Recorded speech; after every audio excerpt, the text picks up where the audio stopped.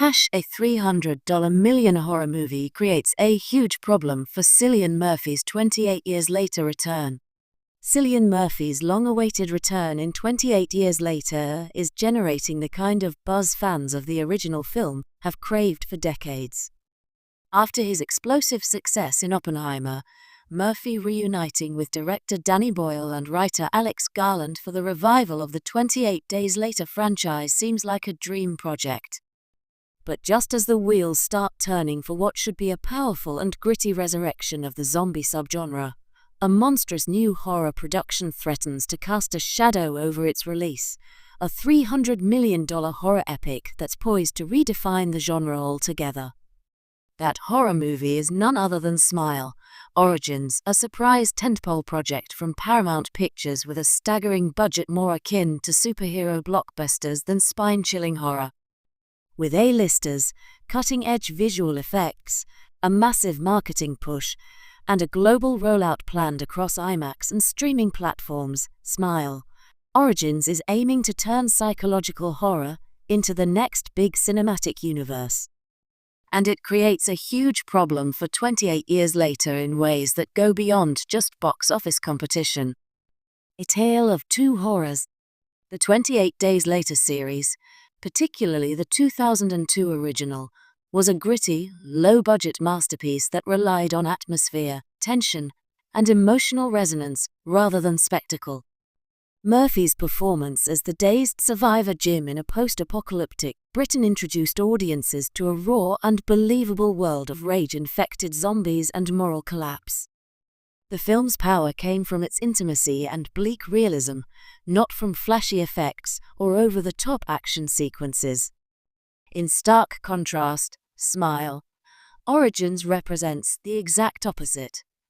Its massive $300 million budget indicates a horror film engineered not for dread or existential anxiety, but for high-octane set pieces and franchise potential.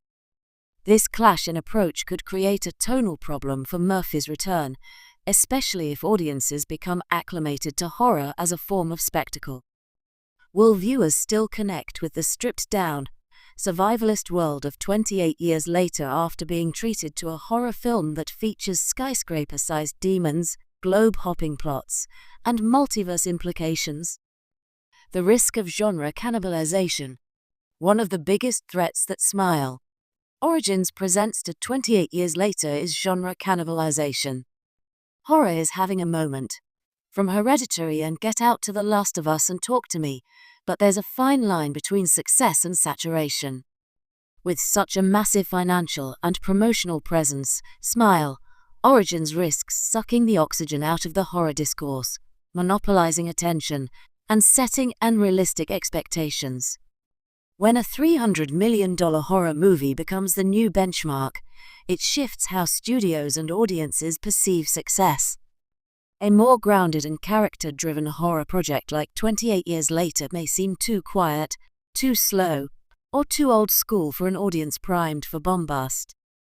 And if 28 Years Later doesn't hit massive numbers, despite its prestige and talent, it might unfairly be labeled a failure in comparison. This could damage future installments of the trilogy Garland and Boyle have planned, and potentially discourage similar intelligent, mid-budget horror projects. Cillian Murphy's star power may not be enough. Murphy is undeniably at the peak of his career. His Oscar win for Oppenheimer, his international acclaim from Peaky Blinders, and his return to a beloved cult franchise all suggest he's bringing serious weight to 28 Years Later.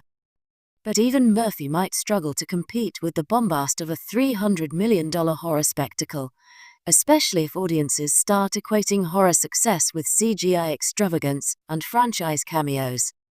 What made 28 Days Later so powerful was its intimacy. The haunting shots of a deserted London, the quiet grief, and the slow erosion of morality. That kind of storytelling demands an audience willing to sit with dread rather than be thrilled by it. Murphy's talent shines in that space, but